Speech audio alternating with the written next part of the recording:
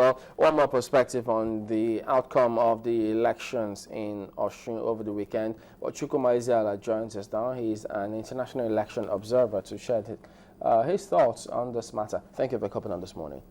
Thank you very much. Well, let's start off with the performance of INEC for this elections. I mean, you've observed elections severally before this one.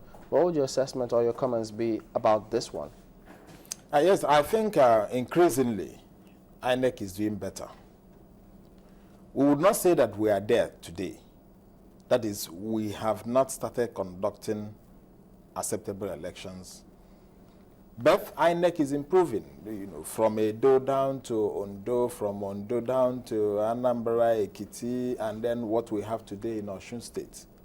So, and if we continue this way, I think the electorates will now have real confidence in INEC, and not to compare with the state's independent electoral commissions that are really very bad. There'll be a little bit of a confusion here. Is the confidence in INEC or in the security apparatus? I think the first confidence is in INEC because they have demonstrated over time that they are relatively impartial. That is one. The issue of security is also another arm of an election. If we are talking about the electoral system, it's a different thing altogether. Because the electoral system now comprises both the INEC, comprises security agencies, and you and I, who are the voters, and the political parties. So let's look at that electoral system. Has it improved in any way? Like I have mentioned, there are 4 components of the electoral system. The most important component, which is the electoral body, has improved. And one can score it 75%. Okay. Yes. Now, when you look at the political parties, they are still where they were. All of them. So we need to think, what do we do? Because they are a very important component of the electoral system. So you talked about 4. The electoral body, the electoral body, the political parties, the security agencies, and the voting public. The electorate. The electorate. Let's look at the electorate. How has the electorate fared so far? Yes, the conduct of the electorate is also dependent on that of the political parties who are supposed to enlighten them and the civil society organization. The electorates have not fared. But they are moving on. They are progressing, at least going by the turnout of voters in Osun State, where you have 900,000 and something voters and 700,000, which they say is 77% of the voters turned out. It means that they were mobilized. And we try to look at another aspect, the aspect of the voided votes.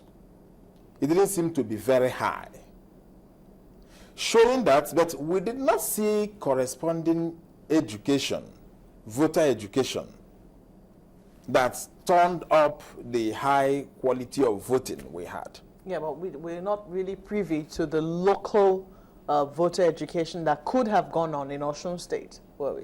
Yes, we are not privy. Yes, I know they did a little, or they did a bit much, but because if you are not feeling it, it means they didn't do much. There are some polling stations where you have, one of them, they said they had 59, those areas we had low turnout, like in Ede area and some other areas. In a particular polling station, they had 59 voters with 9 voided votes. That is a bit high. And then the turnout in some of those local areas was not something we can say we actually commend. We can't commend it. So on the part of the electorates, we need much work to be done. And I think the federal government, the National Orientation Agency, the INEC, the civil society organization should step up. So among the 4 components, because I want to go back there, yes. You're looking at the INEC, the umpire. Yes. You say they're improving. Yes. The political parties don't seem to be making much progress. Yes. The third component, you talked about the security agencies. Yes. Are we also improving in that area? Yes, I think we are improving because when we say that the elections are peaceful, there wasn't much intimidation. First, there wasn't much thuggery. There wasn't thuggery because first the security agencies are supposed to protect the electorates, to make sure the thugs do not harass them. That is the first one. Did it happen? And to that extent, they did well. Because there were minimal complaints of thuggery, and thuggery to the extent of, maiming people or beating people up. Isn't that a component of having so many security operatives in a particular place? No, that in itself may not be very nice for us. But the point is that their visibility, there helped to reduce that incident. And that was also part of the reason why people came to vote. Oh, not the otherwise, because some argue that will scare people from coming out to vote. No, I think when people, you see, if you get into the field, when people say, oh, I don't want to go there, the thugs will beat us, the thugs will do this, the thugs will do that, and that usually influences the outcome of the, elections or the idea of people coming up.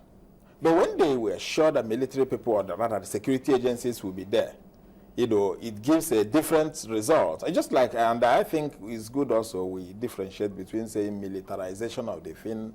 Sometimes one would say securitization, but then it's not really, the securitization is not necessarily in terms of deployment security agents.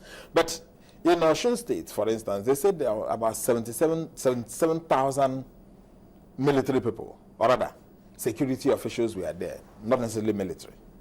So we may not necessarily say there was militarization, but we can say that there was heavy presence of security agents. And that in itself is still not good for Nigeria. So what you think we should reduce the amount of security personnel we send to maybe a state election? What I think is for us to go into the fundamental issues. And what are the fundamental issues? Deploy good number of security agents, but be sure to prosecute people who are into thuggery after the elections. Isn't it better to prevent the thuggery than wait to catch and prosecute? Because when you conduct that election with reduced security force, whoever loses, there'll be a huge complaint. Yes. So how do you handle that? Now, during the general elections, we will not have enough security agents to police the polls. Now, if you have not started the issue of prosecution, what do you do during the general elections? But during the general elections, for instance, now the state governorship elections, yes, we won't have those elections in all the states. Yes. So wouldn't that help? Because you can then concentrate those security in those other states where they are needed. But remember that elections will take place in all the states. Where you don't have governorship elections, you will have senatorial elections, you have presidential elections, you will also have House of Assembly elections. So there will be elections in all the states. But isn't the tension... Just one component of the election will not be in other states, in some states, just about 7 states.